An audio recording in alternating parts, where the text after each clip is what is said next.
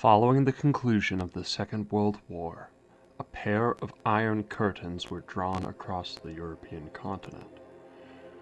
One in the north, between the Rhine River, all the way down to the Swiss Alps, and one in the south, on the Rubicon. The European continent was split between the West and the East, through shrouds of capitalism and communism.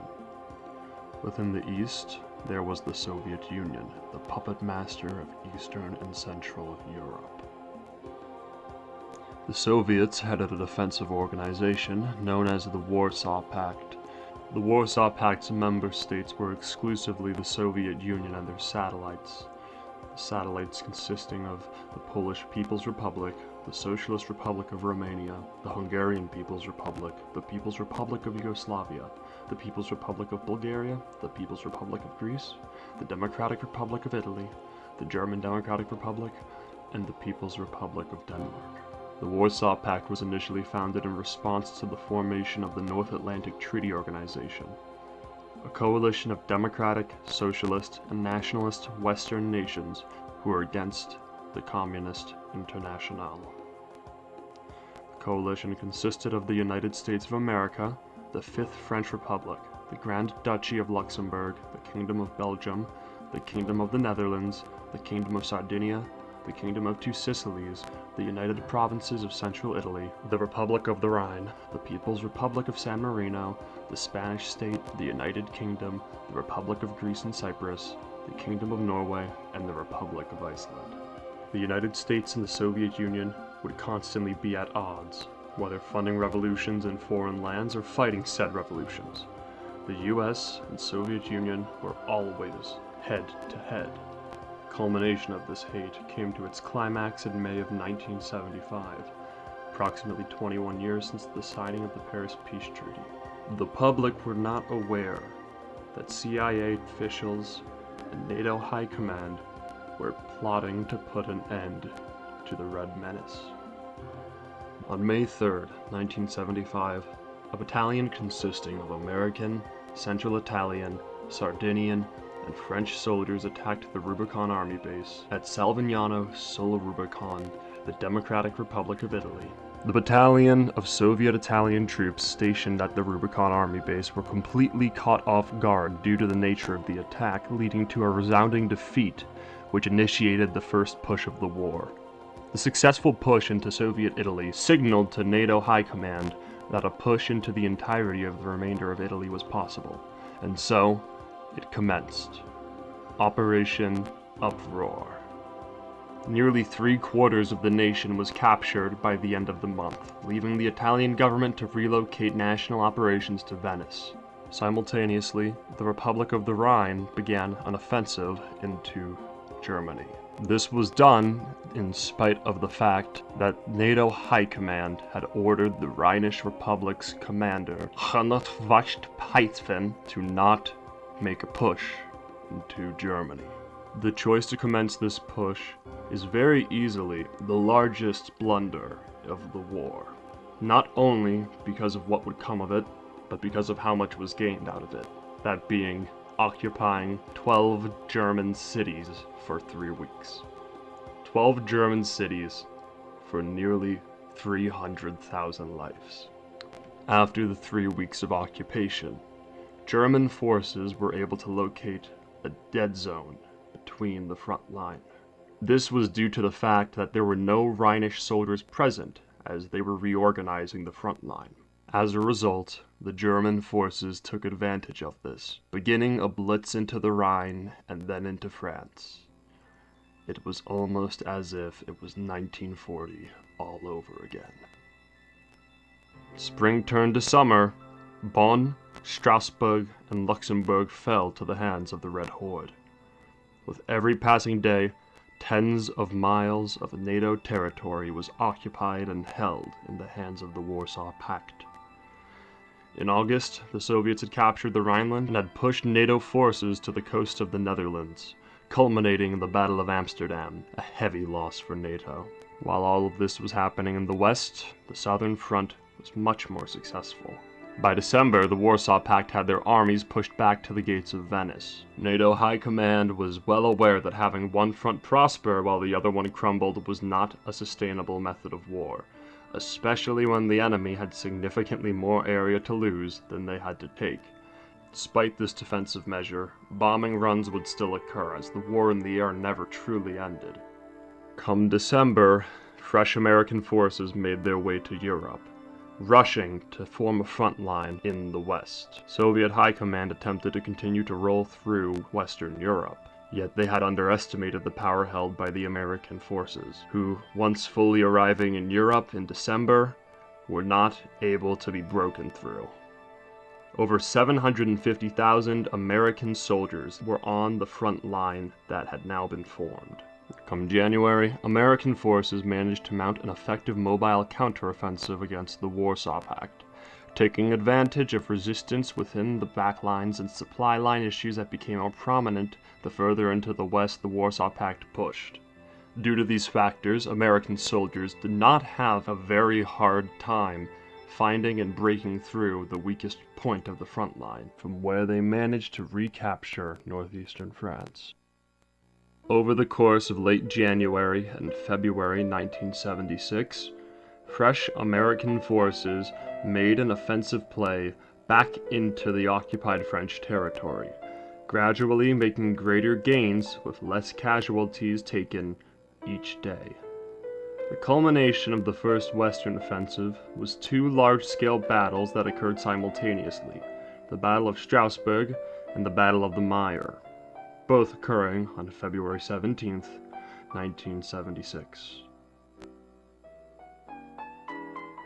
The first engagements of the Battle of Strasbourg occurred around 6:21 a.m., where NATO forces were met with a poorly fortified city housing nearly 80,000 Warsaw Pact soldiers, most of which had been on the Rhinish border prior to the initial breakthrough and blitz.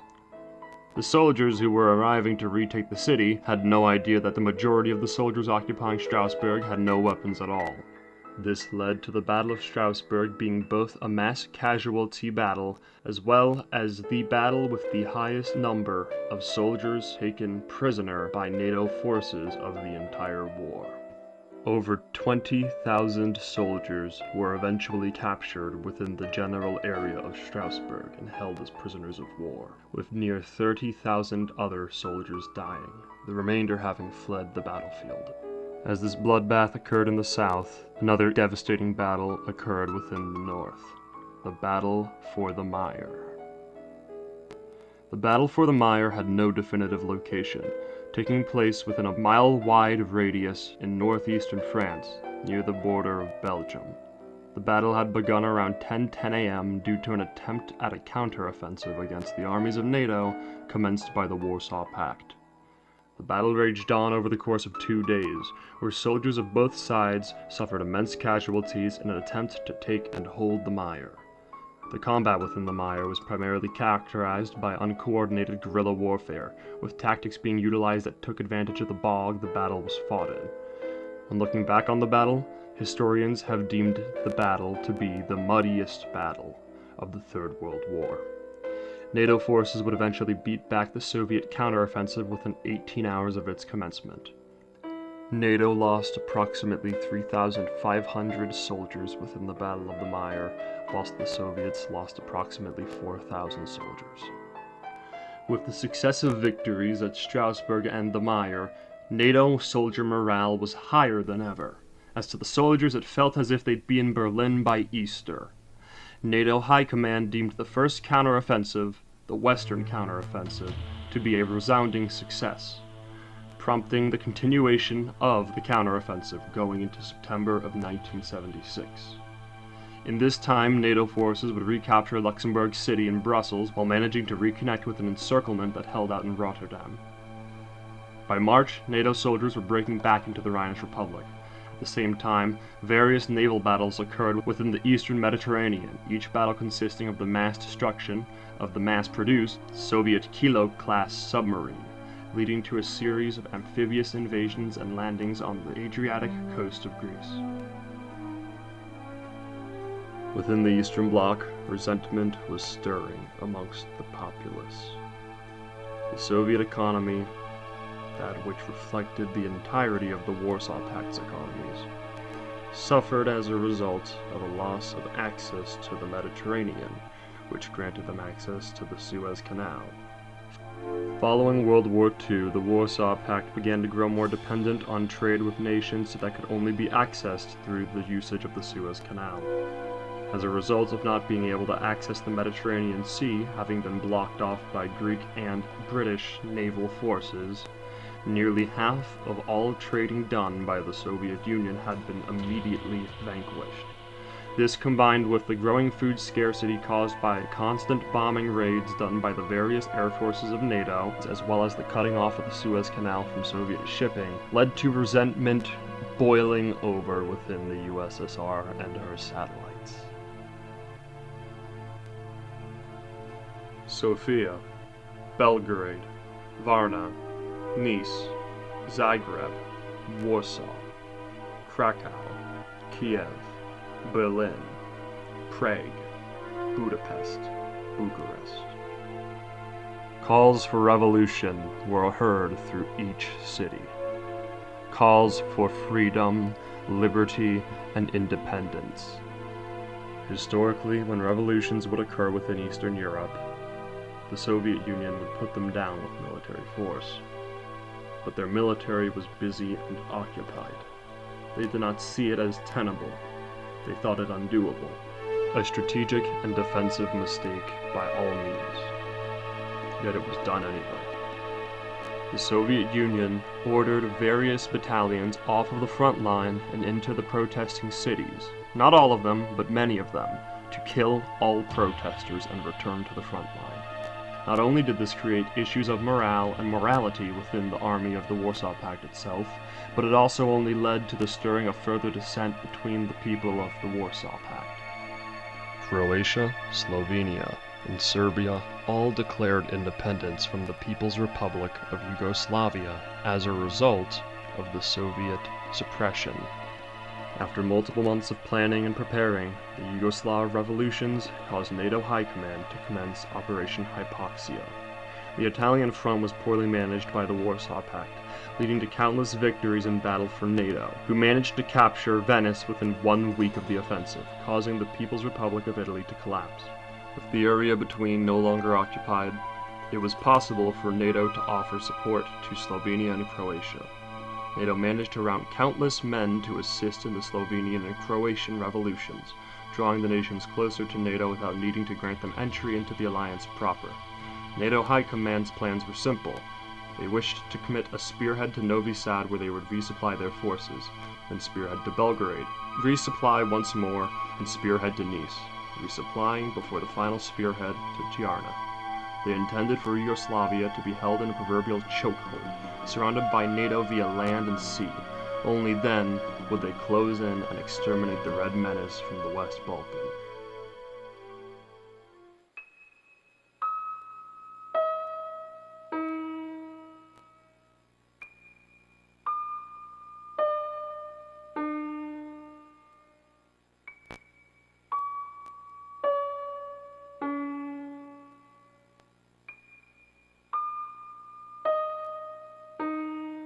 Operation Hypoxia commenced simultaneously with Operation Jaeger, the offensive to retake Bonn and thereafter take Wilhelmshaven and Hamburg.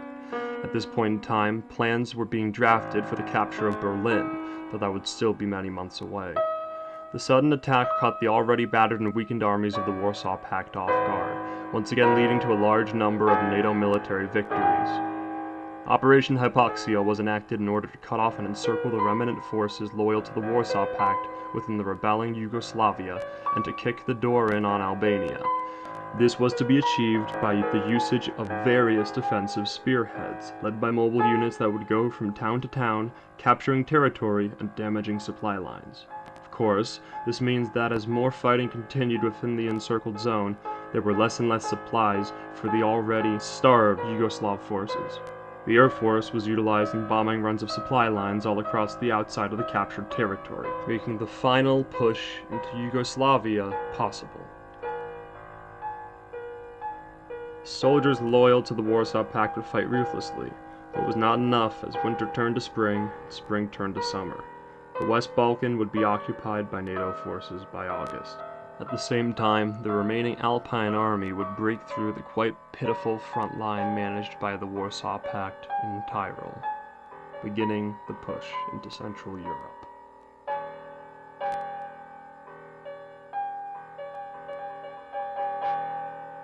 Once August came, it was as if the war was already over.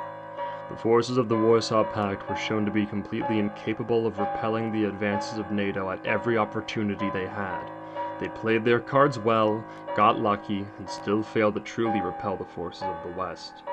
In August alone, the city of Bonn was recaptured by NATO forces during the Second Battle of Bonn, and on top of that, Sofia, Bratislava, Prague, Athens, Hamburg, Budapest, Nuremberg, and Vienna all fell. On September 1st, 1976, the Scandinavian Socialist Federal Republic joined the war as well, officially joining NATO 2 days later on the 3rd of September. Scandinavia would begin two offensives that they would manage alone, the push into Denmark and the push into Karelia. It was a goal of the Scandinavians to be able to unify all of the Scandinavian region in order to perpetuate a democratic socialist state that unified the northern lights of Europe.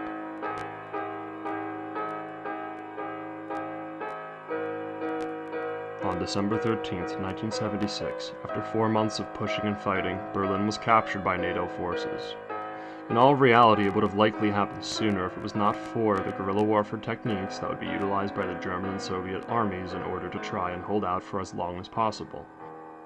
On January 22, 1977, the People's Republic of Poland was couped by the Polish Republic, technically declaring freedom from the Warsaw Pact, immediately aligning itself to NATO and opening talks with the Polish Republic government in exile. It's rather hard to put into words how devastated the Soviet army and economy was at this point. Throughout February to May of 1977, the Soviet Union was getting constantly pummeled by NATO, though, with time, the Soviet Union started to turn into a brick wall. The Soviets began to organize a line that was taking advantage of their large numbers, as it was one of the only advantages they had left.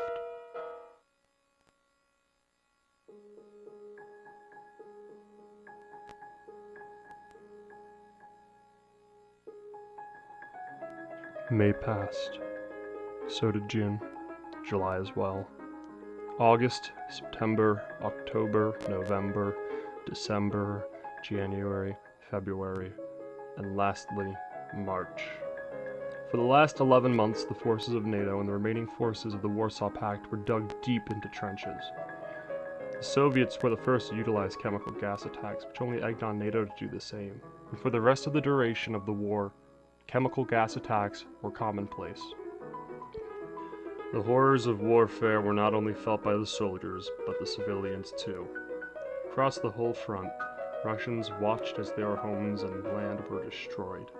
Their farms were ransacked, and their land was salted in order to avoid a successful Soviet counterattack, using what was left of the land. There were no winners during this phase of the war. Every man was a loser, for every man would leave the trenches as a different man than the man they were whilst digging. Every man was the gravedigger of his own crypt. Every man was a victim of his brother's own evils. Every man a pile of bones in the infernal pit of agony that was the trenches of West Russia.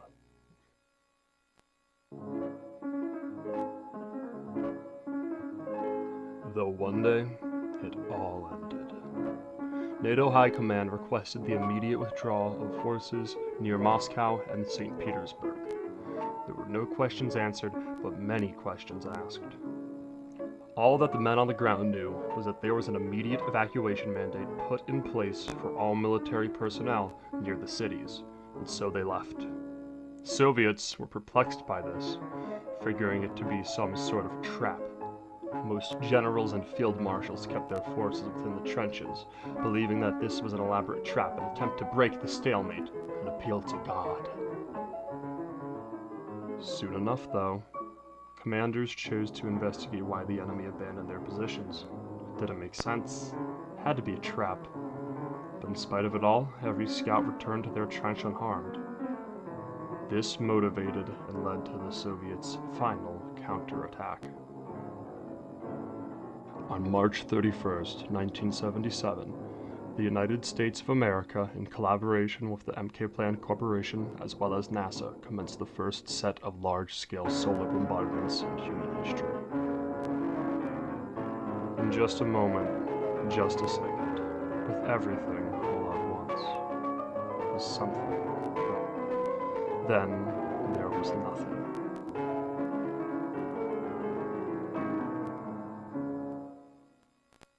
The capital and the pride of the USSR, the cities of which the government was built upon, the home of the revolution. Both cities have been wiped off the face of the earth in its entirety. There was nothing left in Moscow, nor St. Petersburg. It was over in an instant, though what came after went on for much, much longer.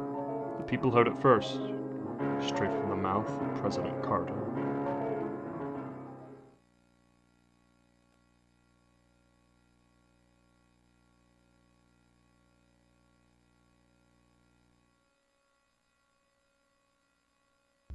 Yesterday, I authorized the usage of an experimental weapon of mass destruction against the Soviet Union. I do believe that it was the necessary course of action required to prevent the loss of millions of our men's lives, though it does not justify the extreme loss of life experienced by those within the cities that were stricken. We don't know how many people died, though estimates stated to be within the millions, an approximate of 90 to 95% of the population within Moscow and Leningrad. We committed ourselves to this course of action to put an end to the tyrannical government that ruled the Soviet Union and Eastern Europe as a whole. We cut the head off the bear as we've eliminated the majority of the government of the Soviet Union. We're in talks with the emergency government to sound peace and bring an end to the bloodshed. If all goes well, it ends here. I'm not guaranteed. I do hope that we can come to an agreement in order to bring a return to peace. Perhaps it was of just cause. Perhaps it was of hatred, the hatred of everything the USSR stood for. Perhaps it was of logic, putting together ethical puzzle pieces in order to come to a conclusion of what would be worse, to do or not to do. Regardless of what it was, it instantly shattered the USSR like a piece of fine china dropped on the floor. On paper, the USSR lived on. After all, they had diplomats present at the Brussels Peace Conference. Regardless, the war ended in Brussels, where the powers discussed what would come of Europe and the USSR.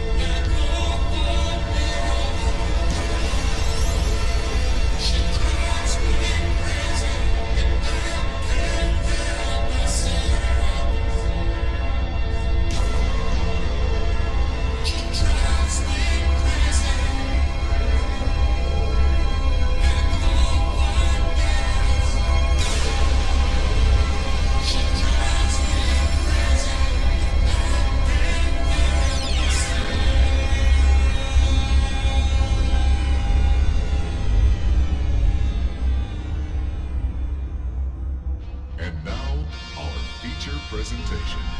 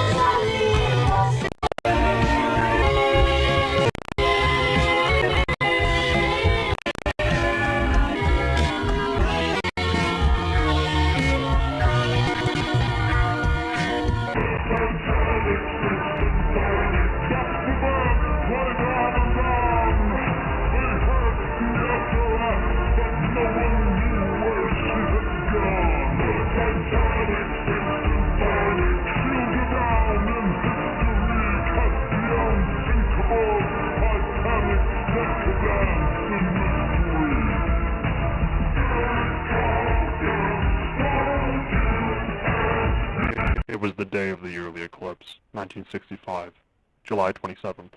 I can remember it to this day. It was awfully audacious of us to actually stay outside. We had been warned, all the other time in school, oh, don't be outside during an eclipse. You can be taken. And, we've heard stories. We heard stories about, creepy crawlies and aliens, all that sort of stuff taking people away, but we didn't believe it. We had nothing to fear. We were fearless, and, well, yeah, that was a really terrible mistake, frankly. So, essentially, when we were outside, the eclipse hit. We were playing ball, just having fun, and my ball, my ball, it got stuck in a bush, because we were throwing it around, and it got really far. So we tried to retrieve it, right? And we went into the bushes, and it hit. And we heard all those noises that we're told about, be aware of them, right? But we didn't really listen. We didn't know any better, frankly. I mean, I don't know if we were expected to. Yeah, we had been taught it, but you tell a kid to do something and they just don't do it. I know sometimes it's hard to make it through a day. Troubles will always creep behind you, try to get in your way.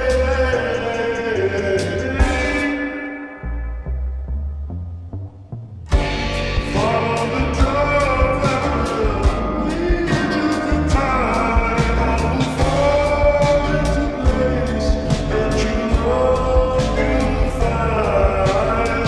Sometimes we long to step back and watch the world revolve. What's the use in watching if all you've done is given up?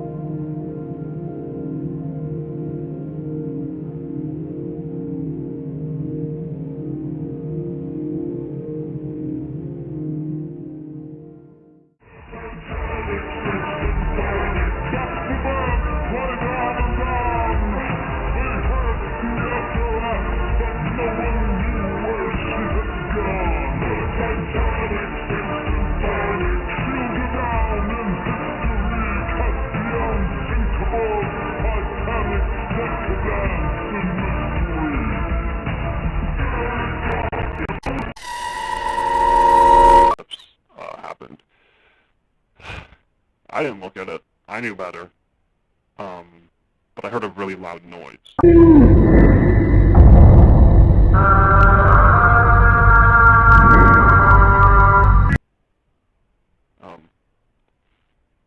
Yeah, it was really, really loud.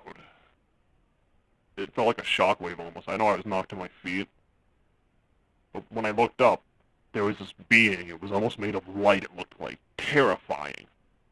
Absolutely terrifying creature. Something that I've never seen something so grotesque, plus being so simplistic in my life. Nothing can recreate the dread and horror I felt. But you know what I noticed? This was the scary part. This is the part everyone talks about in the news. I noticed John was looking at the eclipse. No goggles on, no glasses, none of that. He was just looking at it with his eyes. I was, shocked, but I was like, oh god, his vision's gonna go. I think there was a bigger problem at hand, but I wasn't thinking right. I don't think either of us were. So I had gone over. I knocked him away, because frankly, I didn't want him to lose his vision. But I did that, and this being of light was still there. It was standing there, and it bent down to me. It bent down. And it looked me in the eyes. It lifted my head and said something in my mind. It didn't even speak. I heard it in my head, though. And you know what it said? There is something for you. Something so great. Something so right. It must happen. I know sometimes your mind can take you outside yourself. Try so hard to face your feelings, but you feel like someone else.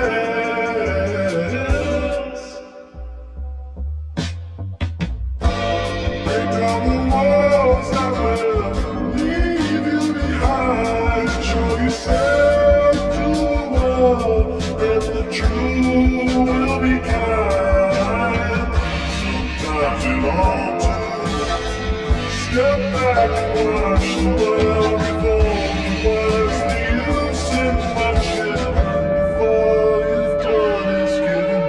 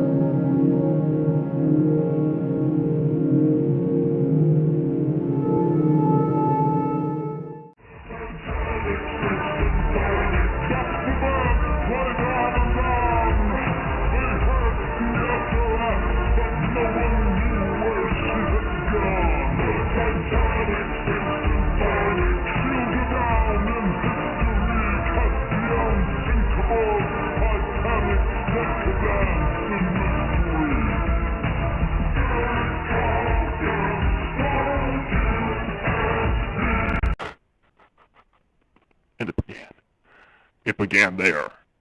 That's when it came to me. The vision of a man, and I looked at this thing, and I understood. I knew what had to be done. I looked at my brother, and he was in shock. He surely couldn't see. Again, he looked at the eclipse. I looked back to this creature. I didn't even turn my head, really. I moved my eyes, like in the socket. It couldn't stop me from doing that. And I looked back, and the imagery, I was intrigued. I never thought of something so clever before. Well, I couldn't say I thought of it, but it came from me. And I looked into it, and it covered my ears and emitted this sound. This sound.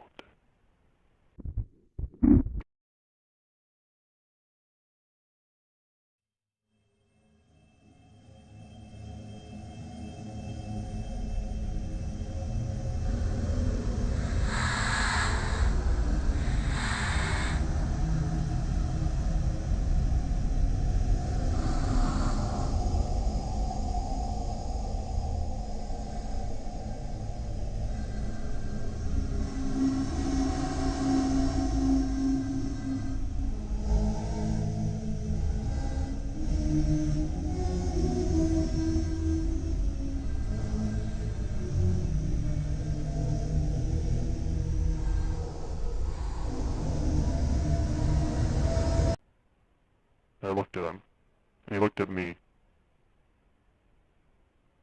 Did we even know what just happened? Surely not. And I looked at him, and he looked at me, and he was taller than me. And I looked at him, and he looked at me, and he looked away. How did that happen? What did they do? These questions floated in my head. I took him home. Our parents were horrified. They didn't know what to do with him. It's kind of sick. Disgusting. Putrid in a way. But they put him in the attic.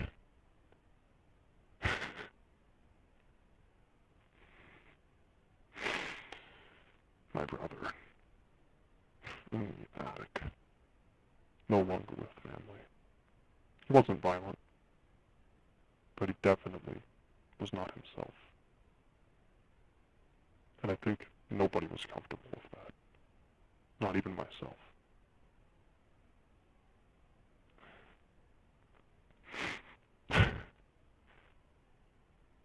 Well, we kept him there. And eventually he changed fully. The man. And I knew what I had to do. I knew what I had to do. Because it was him all along. So I immortalized him in my cartoon.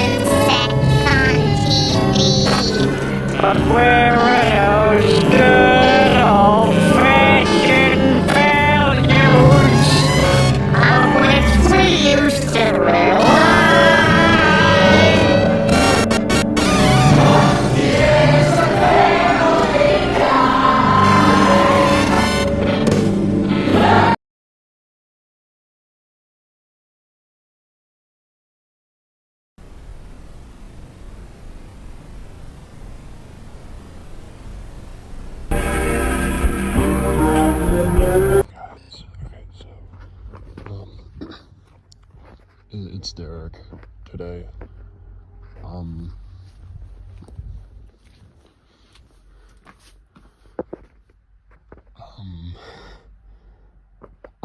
on, the property, right? And some weird stuff was happening.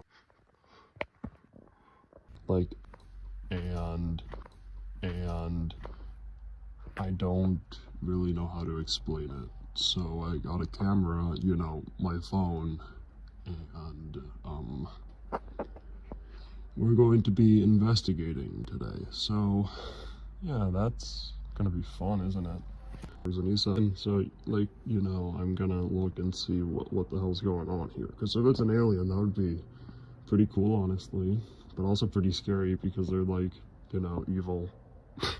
Whatever. Let's get into this. There's never light here, so that's kind of weird, if I'm being dead honest with you. But yeah, we're gonna investigate and find out what's up.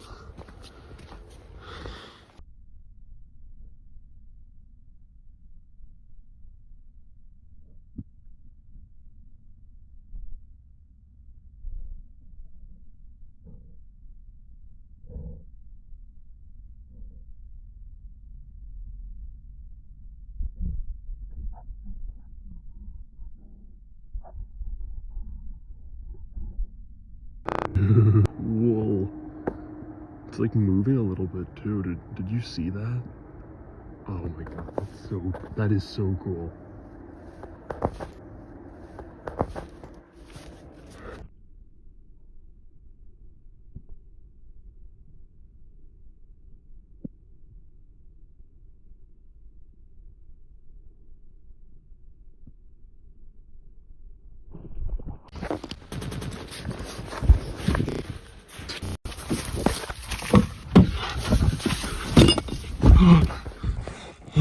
Fucking shit.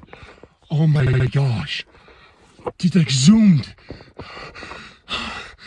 Oh my god. At me.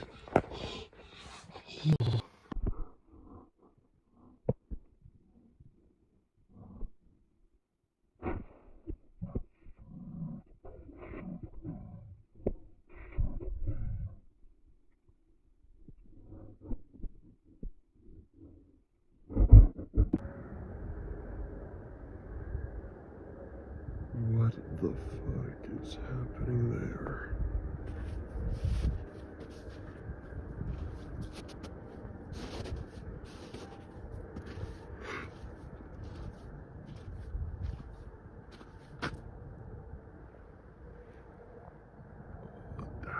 There isn't anything that usually does that way. That's not normal. It's not at all normal. But if I'm being honest, after whatever the hell just happened, I don't think I have the balls to investigate. So, I think I'm just gonna... Okay, folks, so,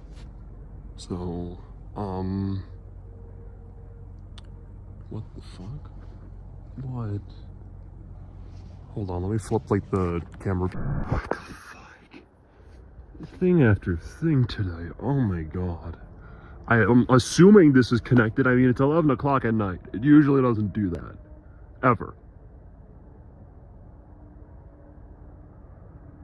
Oh, shoot. Yeah, okay, I'm hearing the siren. We have to get out of here. Yeah, I'm going inside. I'm going inside.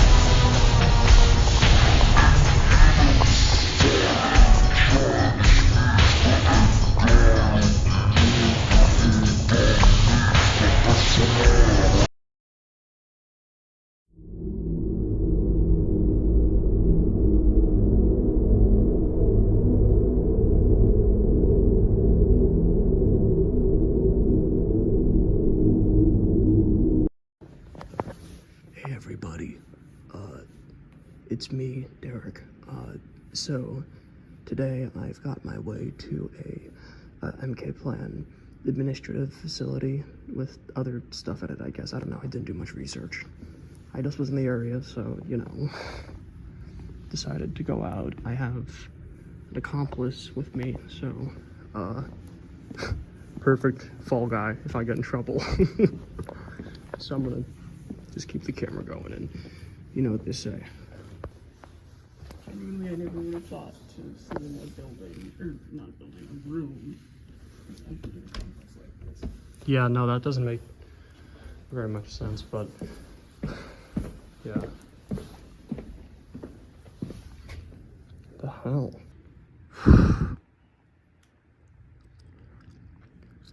Hell of a setup they got down there, huh? 9 TVs for what? Is the water any good?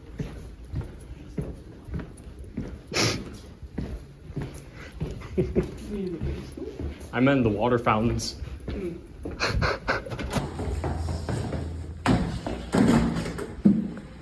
Hold your horses, pal.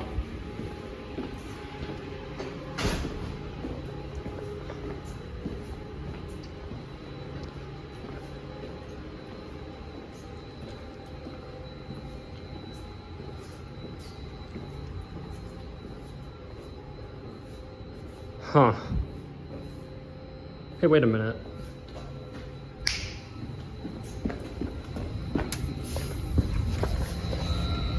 It's that sound again. Every time I've been to one of these places, there's always this weird fucking room with these sounds coming out of them. I cannot explain it to you. I cannot. But it's a constant.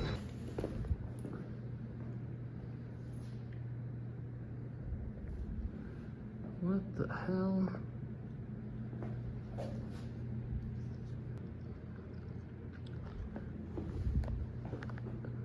What the hell? Oh, God. These places are fucking fun houses, I swear to God.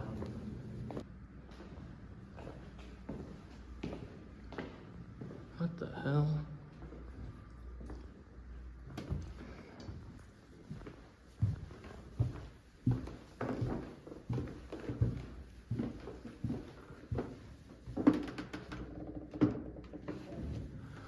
I should not be in here.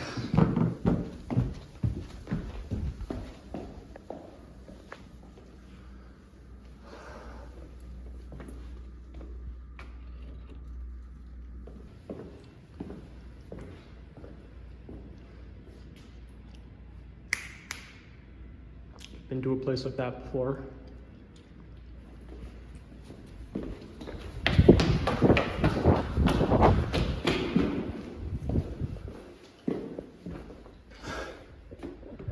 God, oh, I swear to God, it was one of those fucking rooms.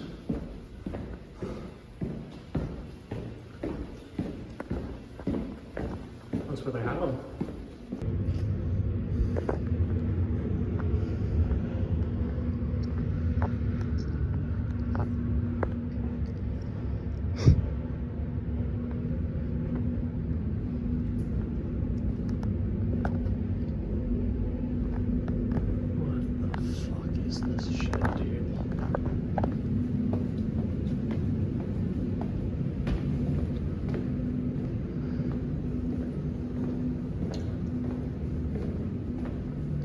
Oh my God. Oh, are you kidding?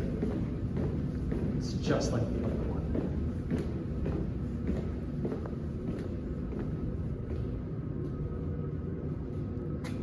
Oh. What the hell? Visible or invisible laser radiation. Avoid eye contact or skin exposure to direct or scattered radiation.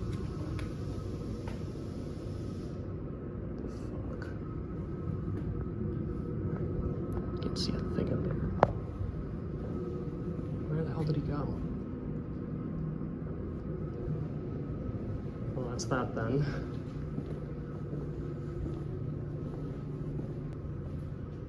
So that means they gotta have like a whole laser program, whatever, not programmed, but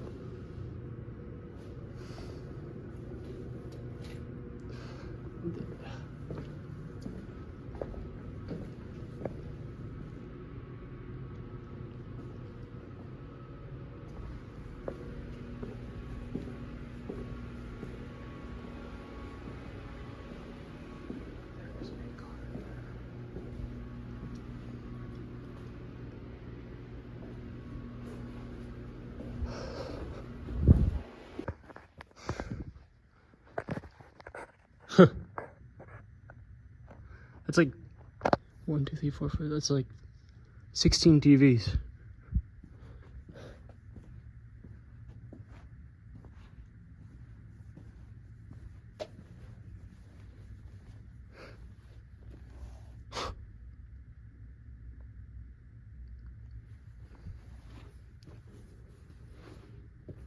I guess that's like a server rack or something.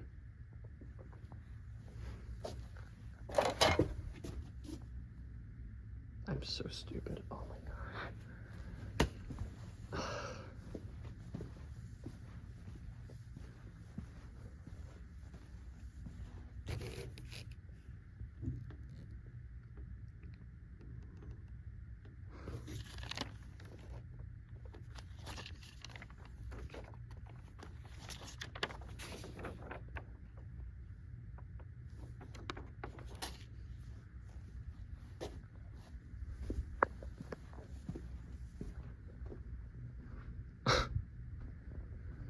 Hey, come here. That way.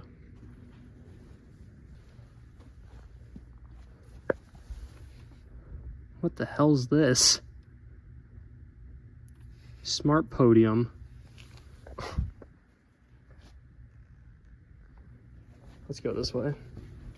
Doors here, so. Oh. We're just here again.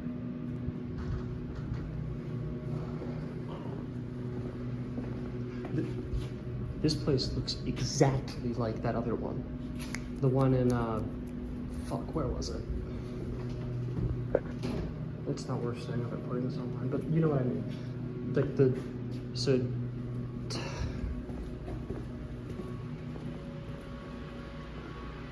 that is a car. I'm not going to,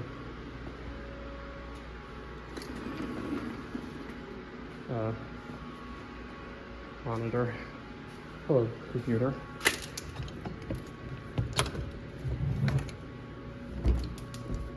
Hey. Oh, it's just a hall. Never mind.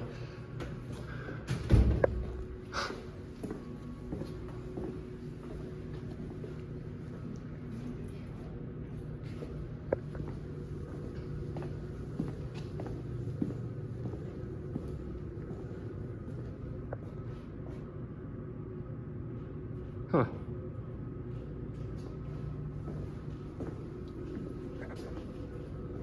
What's really tickling me here is this. All this. They said they weren't going to be doing any of this crap for years. It's been decades already. Here they are. Once again, still doing it. I had a feeling they were lying to our fucking faces.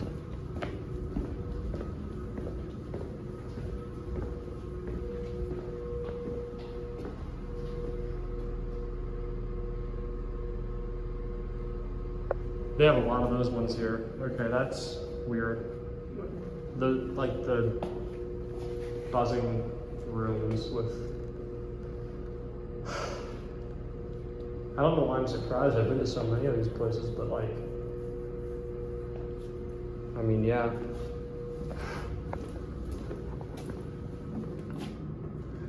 Notice when flashing light above doors activated, visitors must be escorted. Well, that's not reassuring in the slightest. I wonder.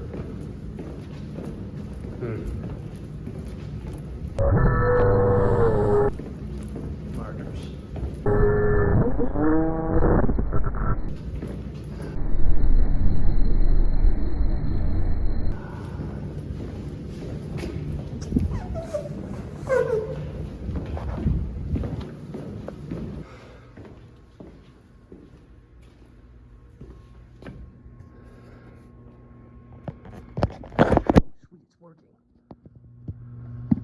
the hell?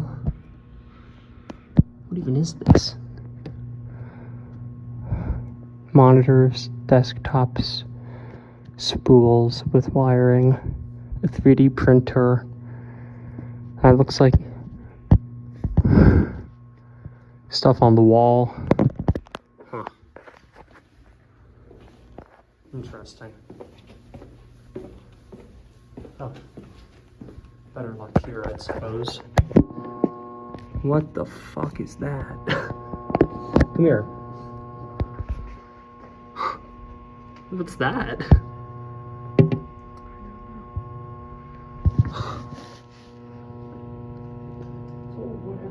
Oh, absolutely. There's a lock on the desktop itself. That's interesting. It is rolling.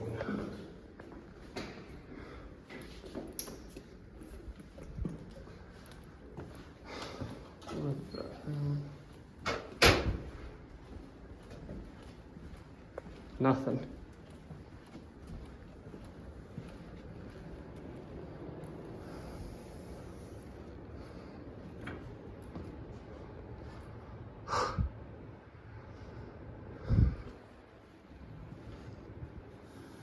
What is in there?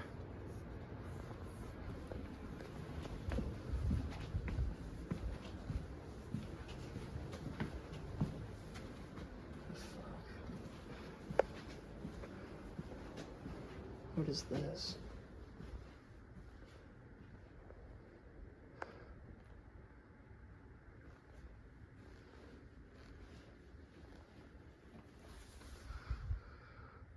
Math.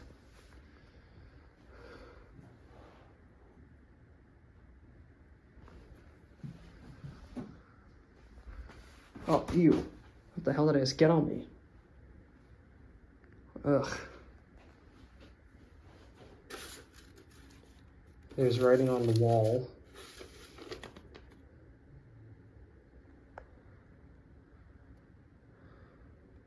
Please transform.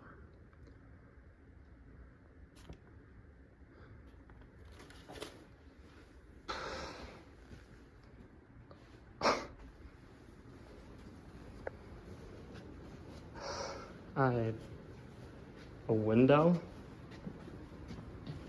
What the hell's a window doing in a place like this?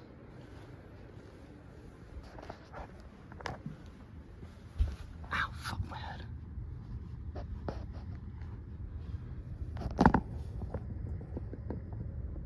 Nothing but the highway out there.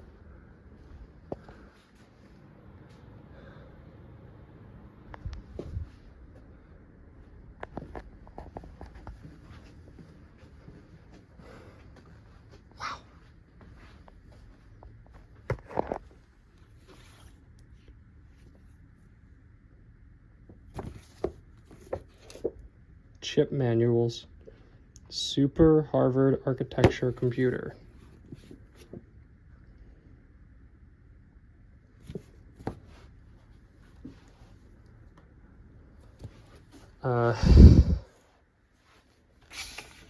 Basura Vicidage. ICIP 1994, 303, IEEE Computer Society Press. Mathematics bikes. These are like signal processing. I probably shouldn't be touching these. Fuck, it's too late now.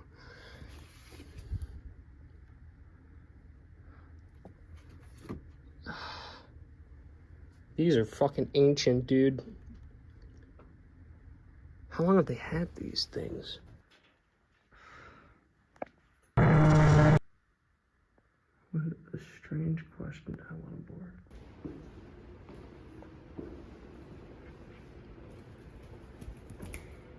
You hear that?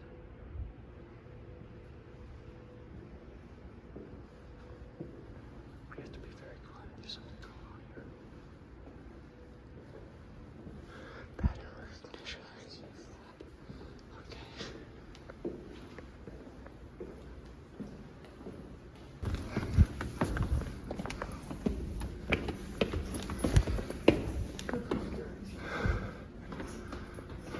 Holy moly.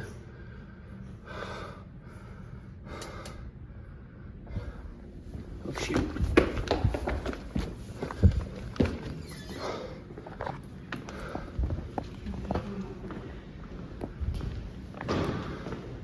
See it out there.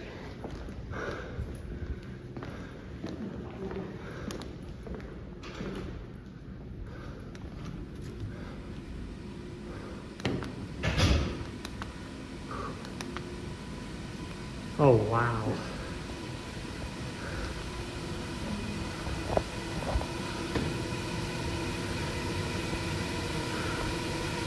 That's beautiful.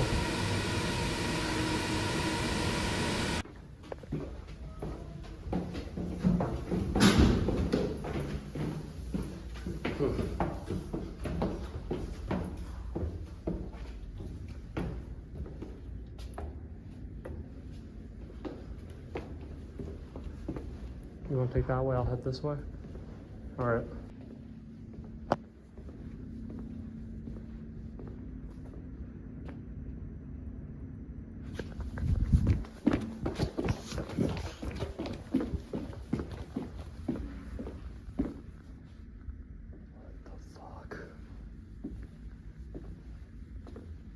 Where the hell did he go?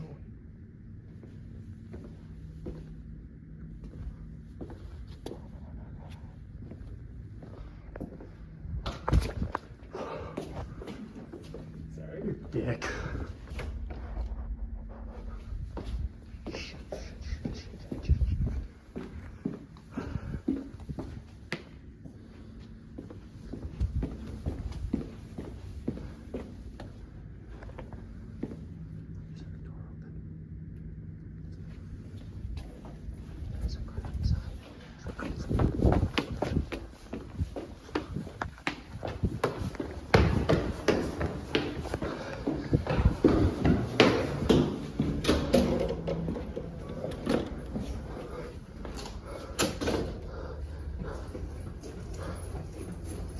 You know, it's kind of funny.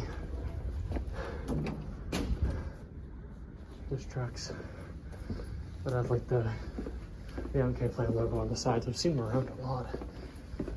Never know what's inside of them though.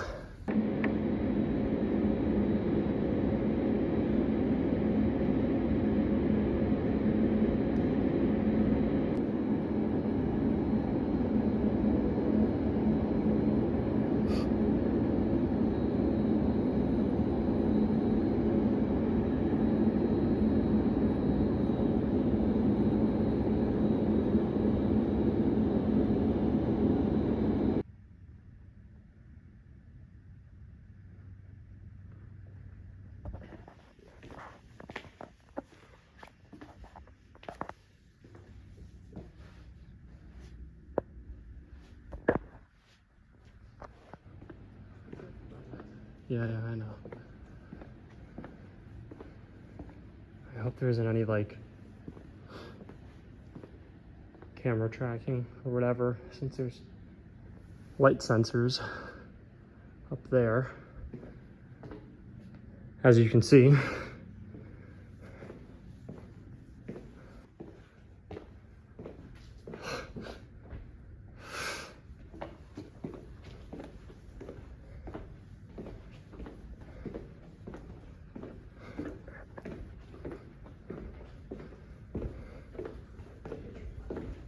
Yeah.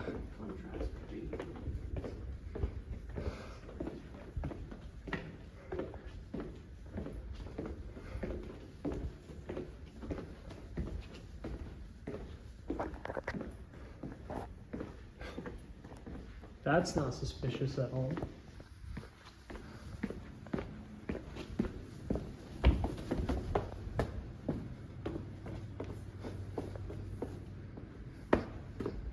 Huh.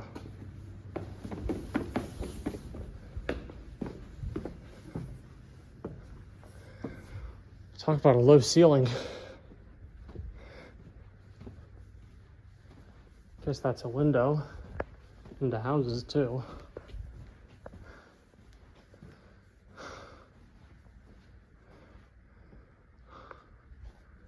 Huh. It's really short here. What's odd is this isn't even like the normal ceiling height, I'm pretty sure. I reckon they could have probably fit a couple more inches there.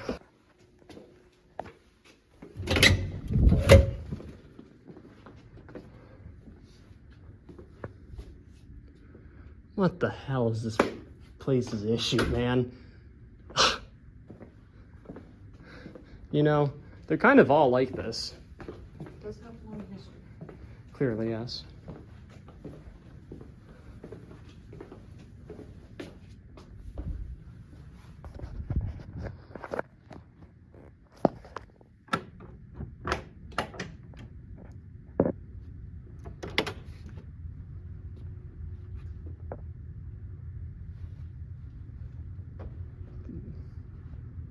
It's all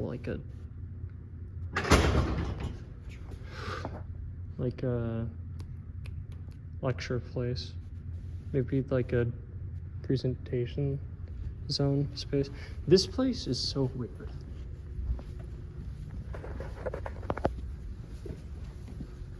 I guess it's worth asking, do you know if there's ever been like learning program tied to the MK plan stuff? My family was never that much incorporated into the whole learning side of MK plan. There was a learning side. My father was more so in the tech side, as am I. Somewhat. Yeah. I didn't know that there was a learning side. This is news to me. Is it like... Well, now I have a whole lot of thoughts. I can wholly imagine it would be, sorry, a matter of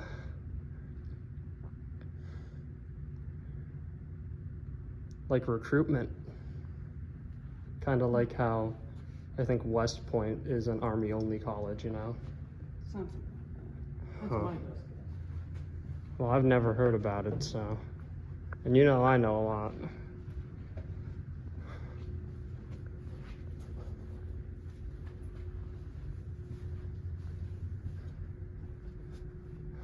There's a door there.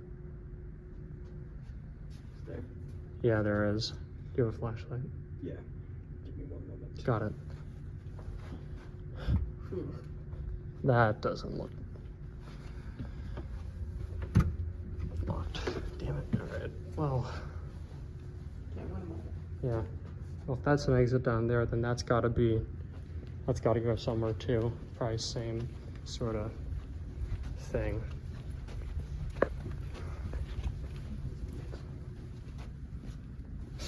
Emergency exit only. Push to open and sound alarm. Fuck no, dude.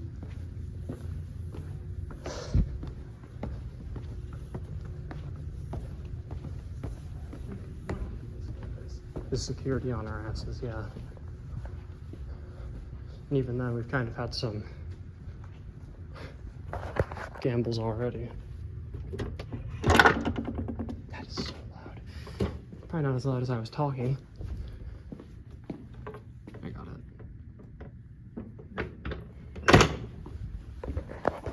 Cabinets.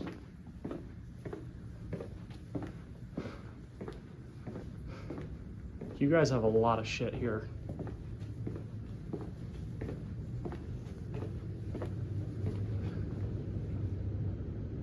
Oh.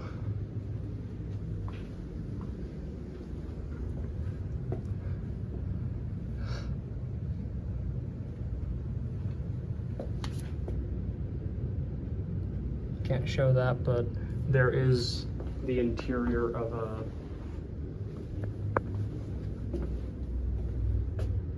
Oh, we're in the heart.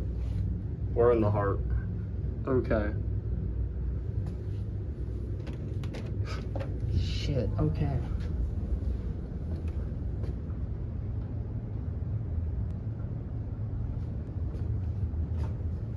Is that even like legal for me to show? I don't know. Because this is a research facility. Obviously they have learning facility here as well, but this is experiments, no limits.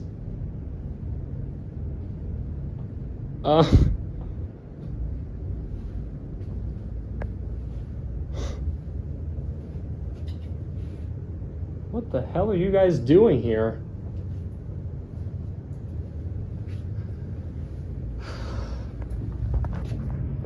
Nothing.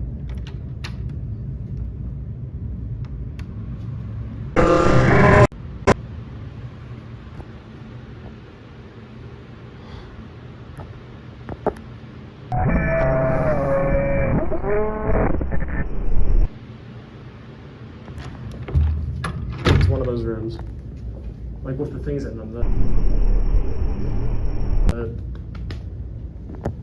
Like the thing that Josh had. Oh, fuck. It's alright if you're. Well, yeah, the thing is, I said, oh my god, there's probably so many more people that they've captured then. Holy fuck. Wait. Okay.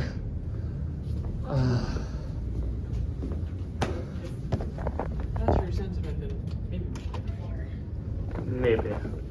But at the same time, I'm enthralled.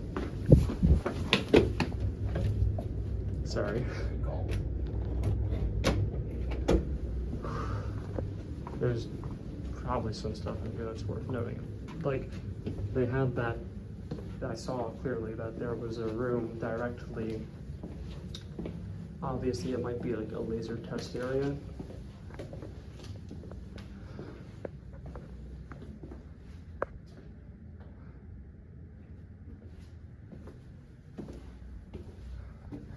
Physics machine.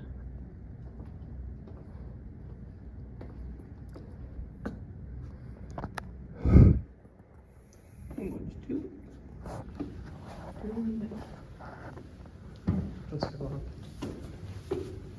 Okay, I'm sorry, I'm just kind of processing that because when I was at the facility and that's what I went to, the one where I found all that junk in there and people or like whatever, they went. What the fuck?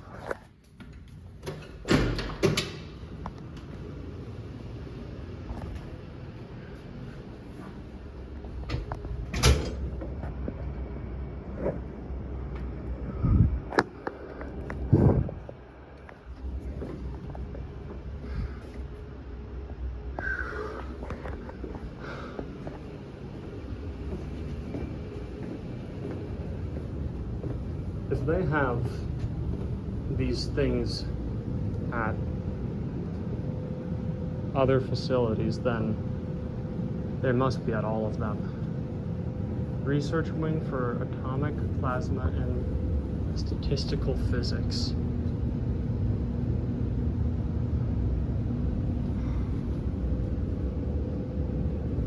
Which way do we go? So this way. All right.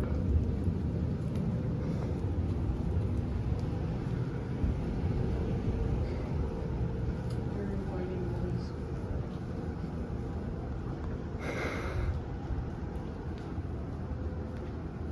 It's kind of unsettling knowing that they have like all of this stuff just here.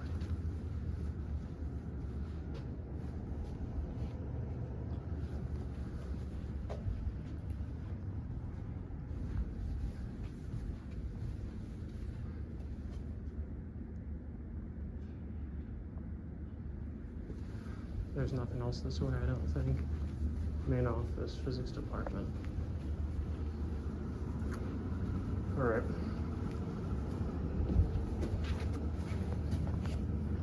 Conference room. What does that say? Cabinet 2, cabinet 1.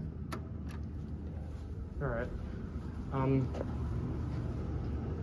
I swear the next time I go to one of these places, I really ought to bring like a gun or something to like get those people out or whatever. I don't even know if they're alive. But would it even matter in the grand scheme of things? I mean, there's so many places that get caught eventually and just put them there too. You've seen how many branches. Yeah, I've been to a whole lot of them too.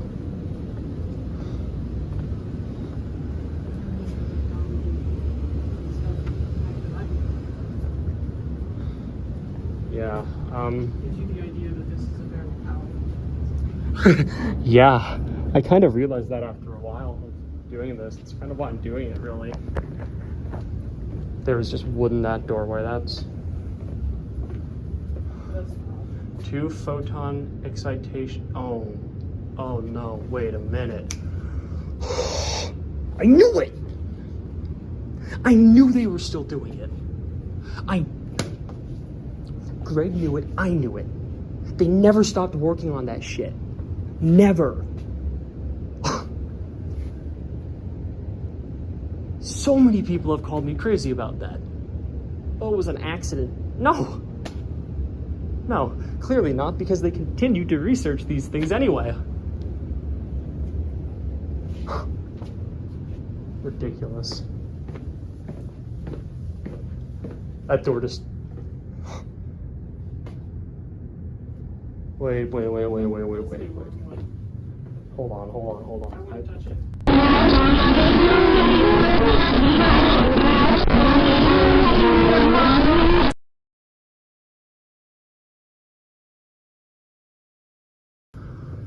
Yeah, they got people in there. They've got people in there. You can see those, like, cryonesis machines that they've got in there. I only can tell because I've seen them before.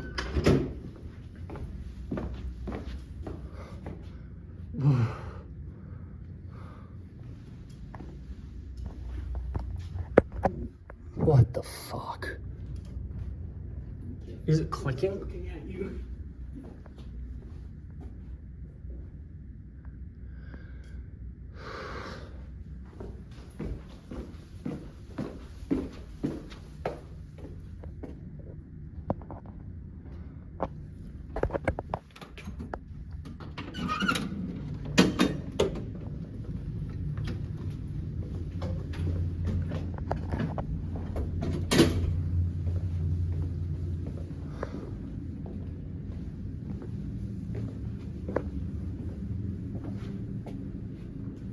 Electron beam lithography. Pattern design. Writing. How small is 20 nanometers? Develop. Apply resist.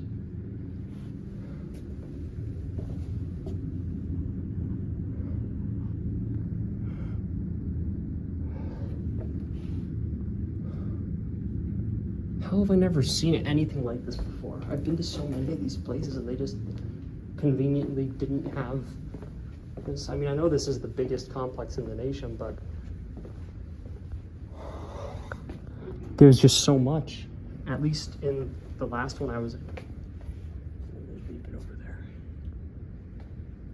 Oh shit. Oh, but there's so much stuff in here. Fiber stuff.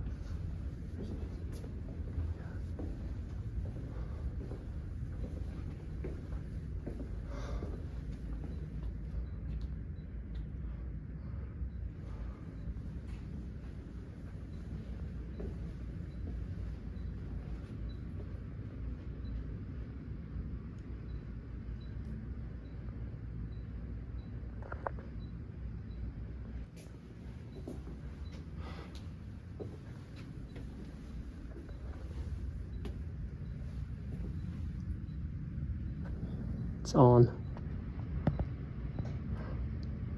It's on. Oh my god. We should probably go.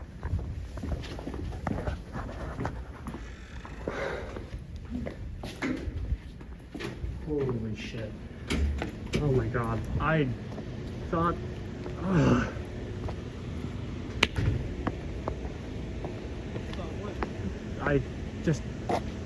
I'm shocked. Really, I am. I just don't know what to say. They got people in there. They're still working with the photon light spectrum expanding properties. They've seemingly advanced it because I think that was dual expansion. Oh, Lord, man, that is just holy shit, dude. And they had the lasers in there yet too, like actively still on. I'm pretty sure the entire agreement that was dictated by the Bush administration with Beagle was that they would not be able to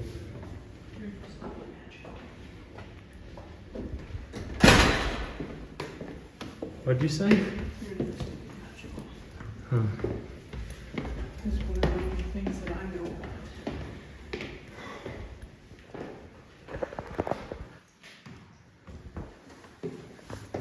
They aren't meant to be able to work on laser tech anymore. That was literally ceded to Lambell and its associates. I'm not surprised, but When you have buildings as big as they do, it's pretty easy behind doors. I mean, I guess, but we got right in there. You have a medium entryway card, don't you? Oh Lord, my heart's like pounding on my chest right now.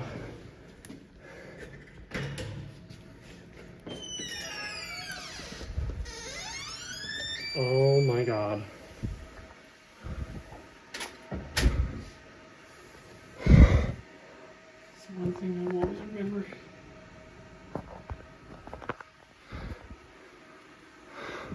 What the hell is this thing, man? Wish I could tell you. You don't know? If I remember this one, this one never told me what it was. And what happened to your father? Kept his mouth shut. Kept his mouth shut? That's what he did.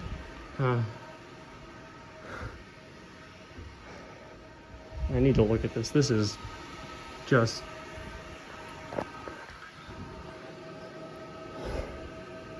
What the hell?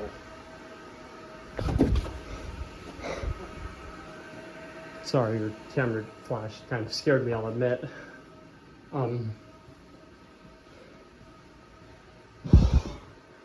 This thing's huge. Like, what the hell does it even do? How doesn't... Is it just an assembly line machine, or not an assembly line machine, just an assembly machine? My best guess. But what the hell could they be building? What does MK Plan even do? What? I've never actually thought about that before. What do they do besides, like, tech stuff, I guess, like the chips and all that?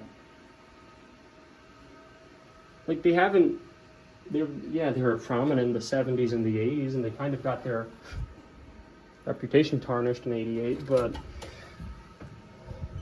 What the hell?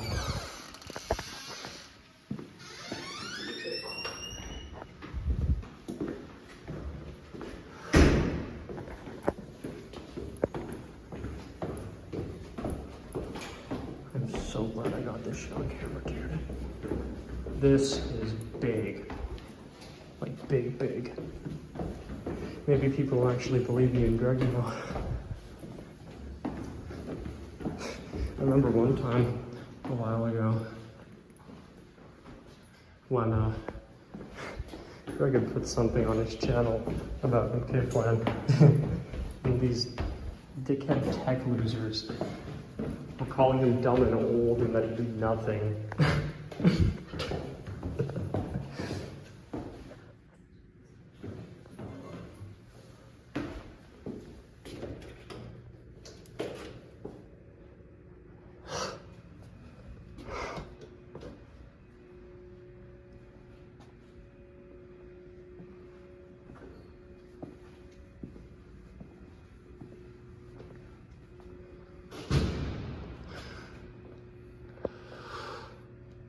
Baldwin.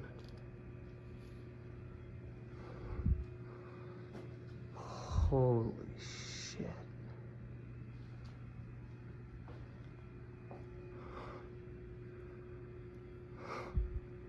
It looks like a press of some sort.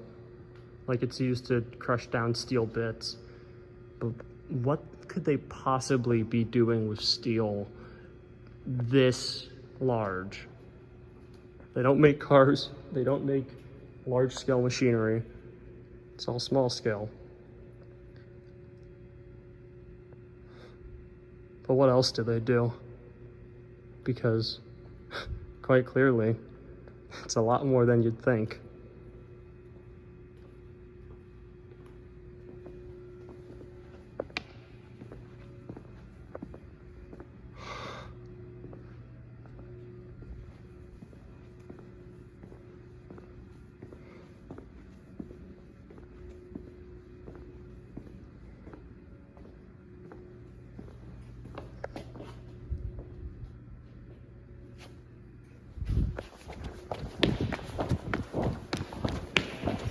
Shoot.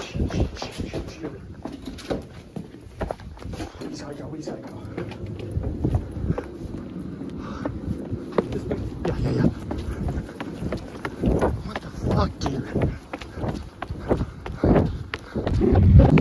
MK and the U.S. Consumer Product Safety Commission want you to know about the voluntary recall of the Beagle Photon Light Spectrum Expander. Hazardous tech collection sites have been set up nationwide in order to dispose of the product accordingly. The safety of you and your family is of the utmost importance to us. When I woke up tonight, I said I'm gonna make somebody love me. I'm gonna make somebody love me. And now I know that it's you. You're lucky, you're so lucky.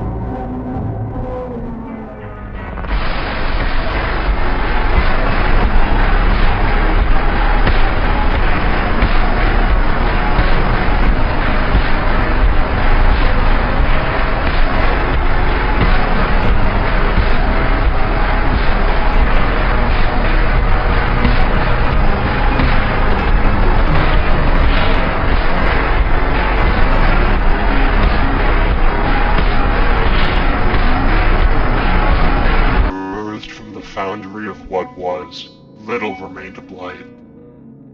Yet there stood the angel of fairness and reason. Riet.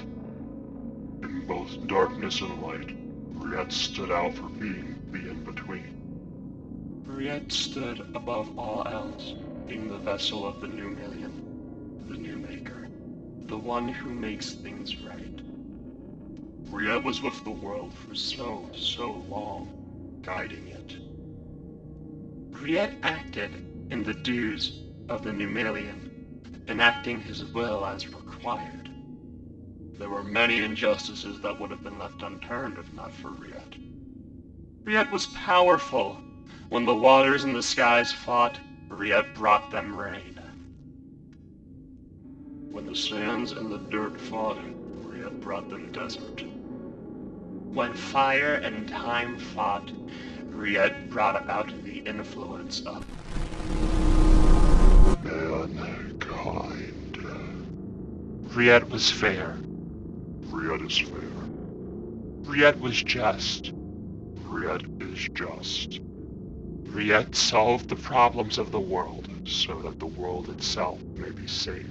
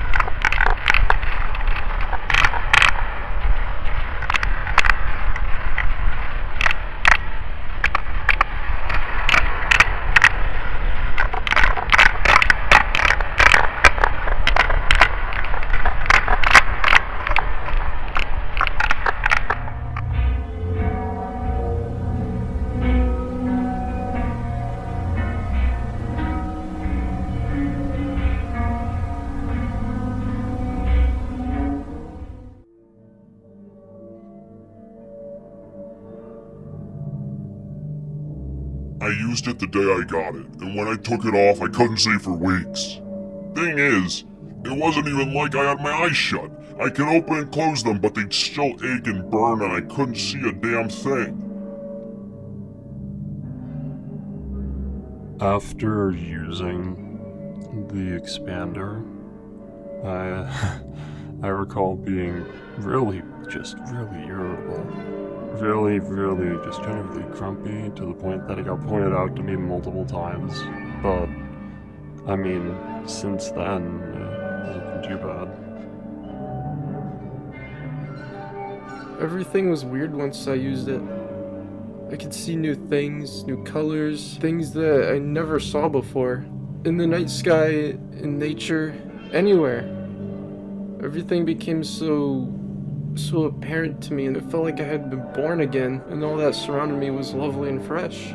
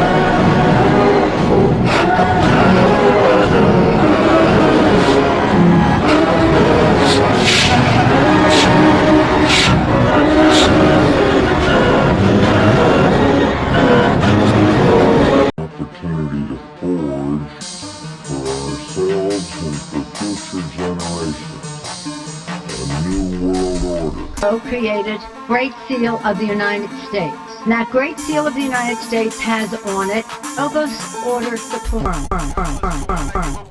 Let me show you right now, but you give it up. How much do I not give a fuck? Let me show you right now, but you give it up. How much do I not give a fuck? Let me show you right now, but you give it up. How much do I not give a fuck? Let me show you right now, but you give it up. Yeezy season approaching, fuck whatever y'all been hearing. Fuck whatever y'all been wearing. A monster about to come alive again. Soon as I pull up and park the Benz, we get this bitch shaking like Parkinson's. Take my number and lock it in. Indian hair, no moccasins. There's too many hoes in this house of sin. Real nigga back in the house again. Black Tim's all on your couch again. Black dick all on your spouse again. And I know she like chocolate, man. She got more niggas off than Cochran, huh? On sight, on sight, on sight, on sight. How much do I not give a fuck? Let me show you right now for you give it up. How much do I not give a fuck? Let me show you right now for you give it up.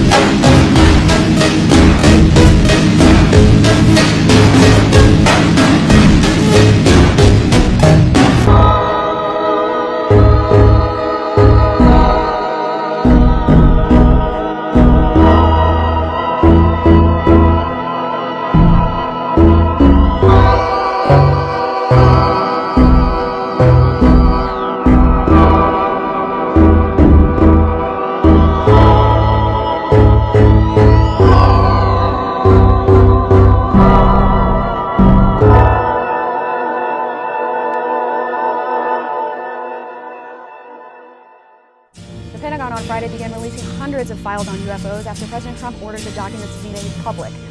An object making 90-degree turns over Kazakhstan. A NASA photograph showing 3 dots in a triangle formation. This morning, a trove of images showing decades of unidentified objects is sparking curiosity among starry-eyed enthusiasts. The Pentagon releasing photos, videos, and reports of some 400 unresolved UFO sightings from the past 8 years. Didn't know what time it was, the lights were low. Oh, oh, I leaned back on my radio. Oh, oh, some cat was laying down some rock and roll like a sunset. Then the loud trumpet seemed to fight. Came back like a schoolboy song. Wave of fate, that was no DJ, that was hazy cosmic time.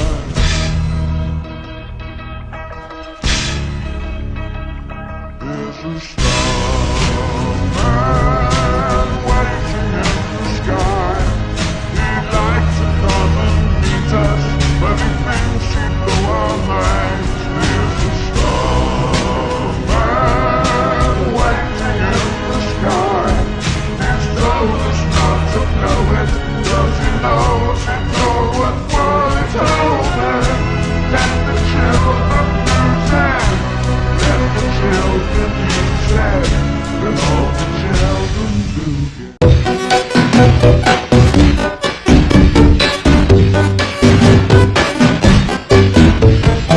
Hey guys, I'm really sorry that I missed yesterday's upload. God, there's no easy way to say this because it's quite bad, but I, alongside the rest of my household, managed to contract the Louisiana river fungal infection, which is scary. It was not something I expected, especially considering the fact that I felt fine like a week ago.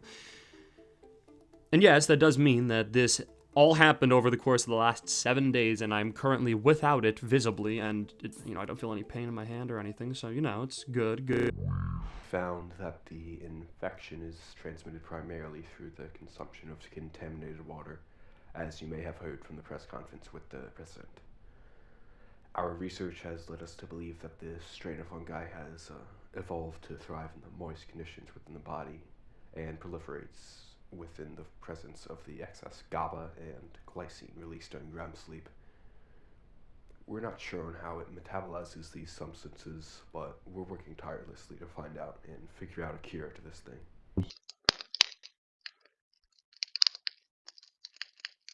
I pull up and park the Benz. We get this bitch shaking like Parker says. Take my number and lock it in. Indian hair, no moccasins.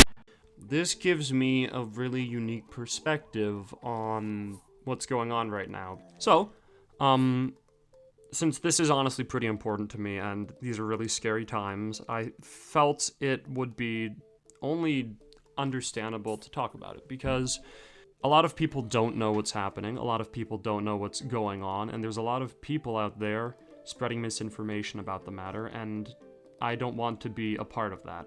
I would much rather be somebody spreading the truth. That's why I do all of this. So, I'm gonna dedicate this week's upload to discussing the matter because it is pretty important to talk about it. So, we still don't have any ethical means of treatment.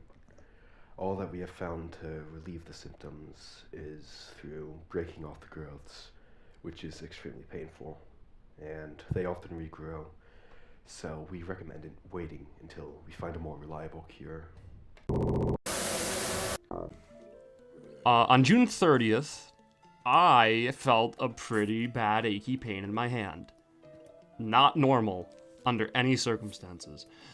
And when I woke up on the morning of the 1st of July, I was greeted with a disgusting sight, that being a very sensitive small growth under my fingernail, and goodness, I very quickly learned that it hurt to make contact with pretty much anything. I don't really know how else I can describe the pain other than it felt like Sandpaper being rubbed against an open sore wound. It hurt so bad.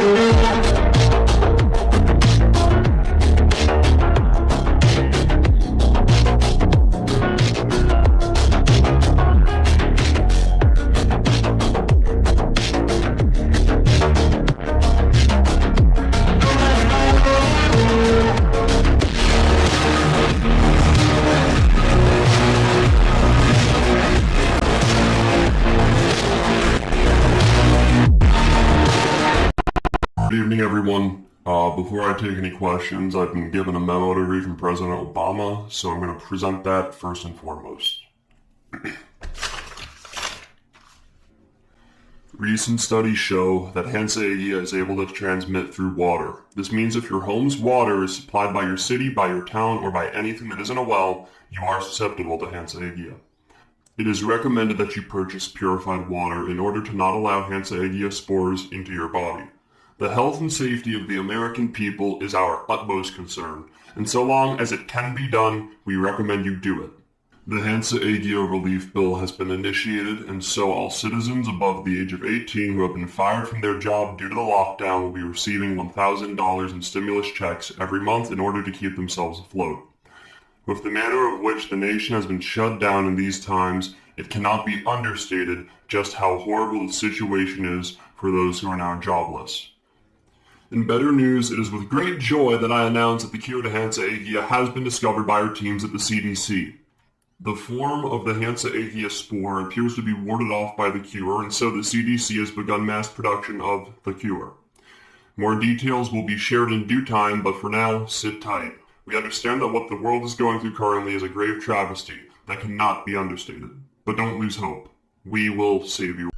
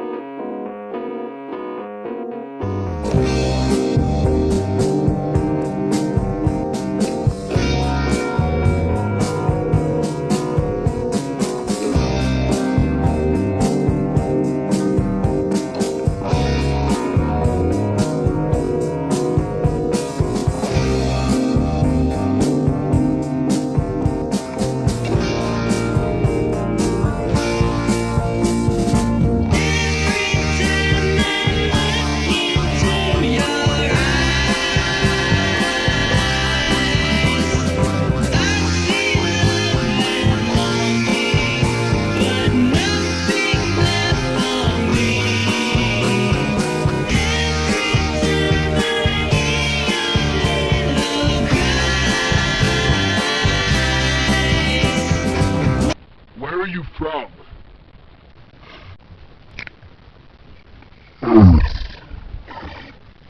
Just like you. I died in 2014. Then I came back. It was I wasn't myself anymore. What were you before death? I don't know.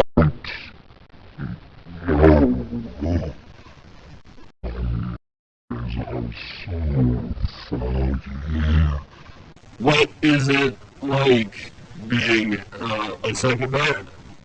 It's like being a human, but much more.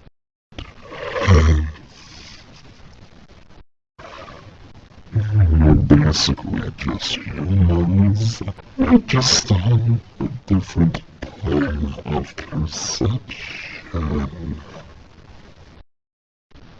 So are you not an alien? No.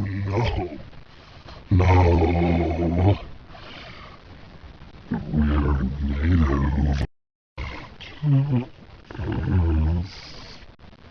What is the moving mountain? You know how, before the Black Death, he's like overcrowded and overpopulated city. It's like that. Huge city complexes that we live in, all of us. How can we see the moving mountain? Nature is from the light reflecting off the ocean, from the atmosphere and sun, altering the color of the mountain, so you can perceive better. Are there other aliens out there? Is that to implicate that you think I'm an alien? No. Sorry. Don't apologize. It's okay. Regardless. Yes. And they've already infiltrated Earth and her institutions. They pretend to be us because they know your kind trusts us. Well, alright, why should I trust you?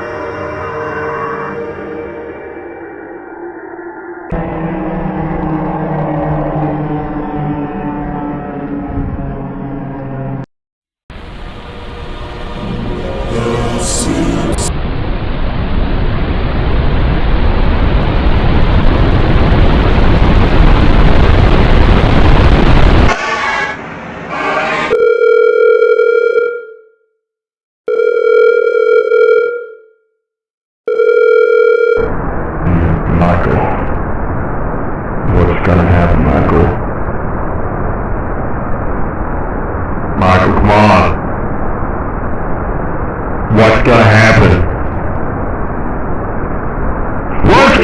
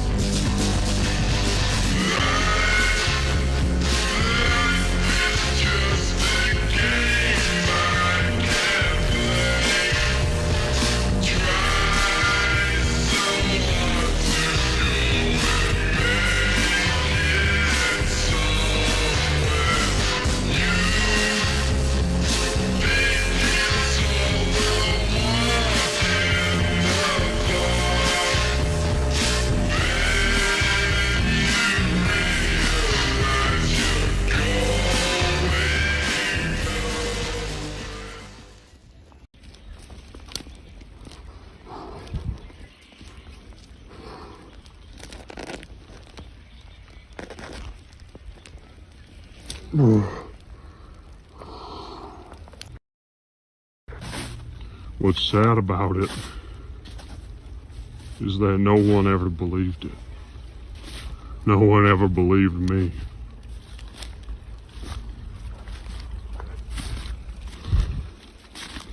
They had me on TV a lot, you know. Wonderful, just wonderful. All these weird shows. They had me go to conventions. Could you share to me what it was like being in such close quarters to an extraterrestrial being? Oh, boy, let me tell you that one, it was scary. Oh my goodness. I thought coming here might give me some sort of sense of conclusion. In the field that's been dead for so long, on the basin itself. They had me on TV one time, and we did the whole thing. When we were done, the guy that hosted it said to me, "Rob, that's some pretty good footage you got there. How'd you make it?"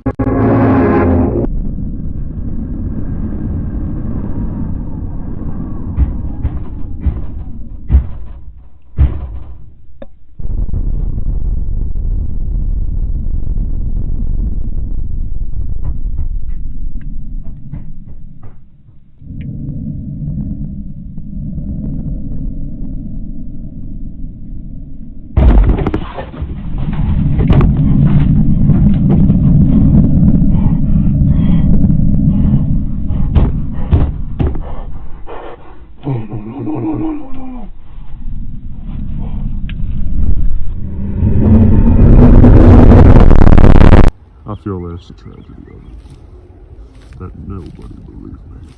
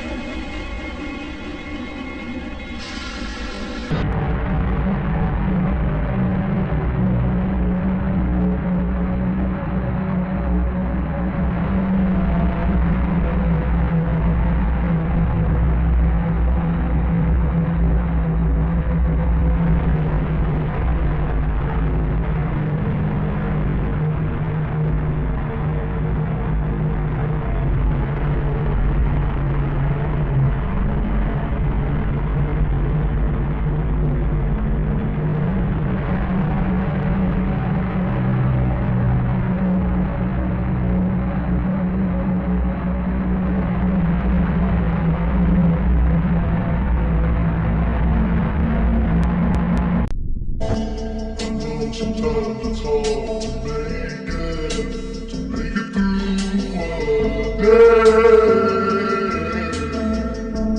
Troubles will always creep behind you, try to get in your way.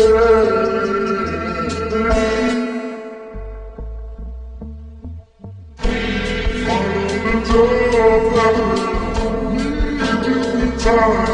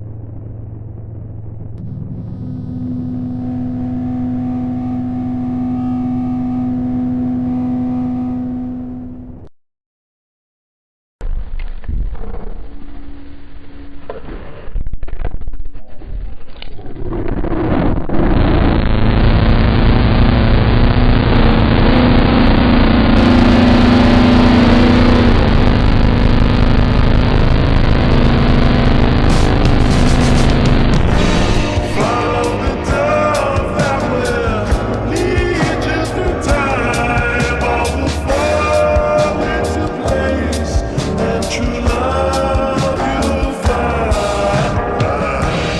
Sometimes we long to step back and watch the world evolve. What's the use in watching if all you've done is given up?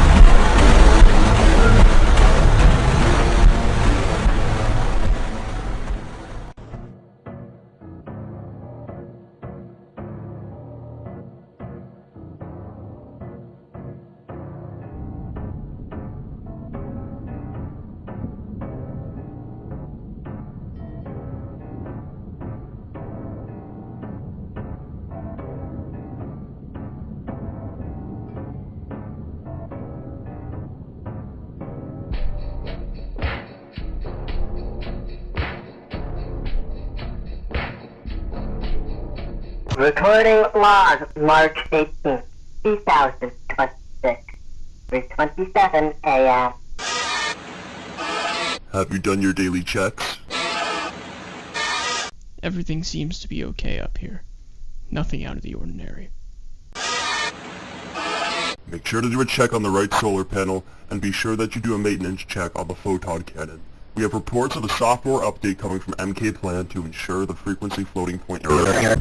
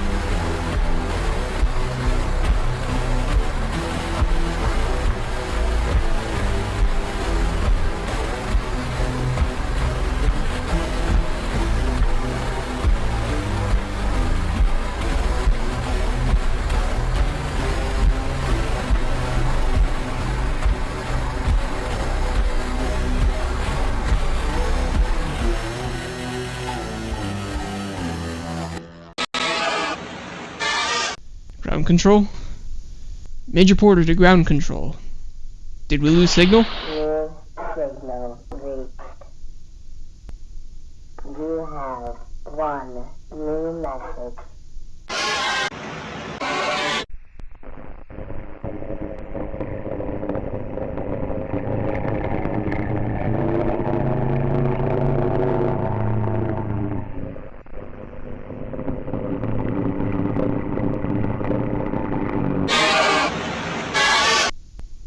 Translating message. Greetings, MK Plan. We deliver to you a fix to that problem you guys reported last week. Apologies if there were any troubles to cellular transformation protocols. We know you've been working hard on the program and we wouldn't want to waste your time. It's worth noting that there is a potential risk of satellites being capable of intercepting the message due to linear projections showing it aligning closely to primary access point. Therefore, should anyone intercept this message, swift action should be taken against them.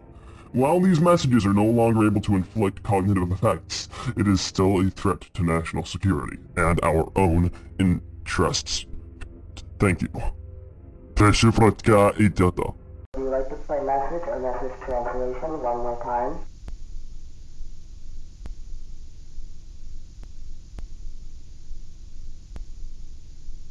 Major Porter, would you like to play message or message translation one more time? Wait. MK Plan. Wasn't this thing supposed to be for Fox's labs? Weren't they the ones who put it up here in the first place? Well, guess I can start looking over the details anyway. Receiving connection. Houston, Texas. This isn't a software update at all. What kind of nonsense are they... Wait. Who is this for? Communications with extraterrestrial life? This is absurd. Unless that was what led to... Danyon? You were right? All along? But why would they... Receiving connection. Houston, Texas. Because they're working with them. For years. And lied about his passing to save face. How long have you been lying to me? Keep me like a pawn in your sick little games. You kept me around because I followed orders. I did a good job. Pulled your strings and did your dirty work.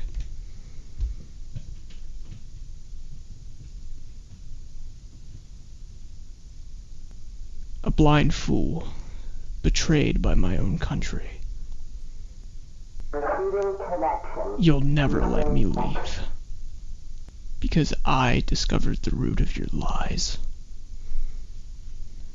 Let an innocent man perish at the hands of something he couldn't even comprehend. I won't let you make a mockery of my existence. Not without my own say in the matter. Connection terminated. Danyon deserved better. Activating photon cannon.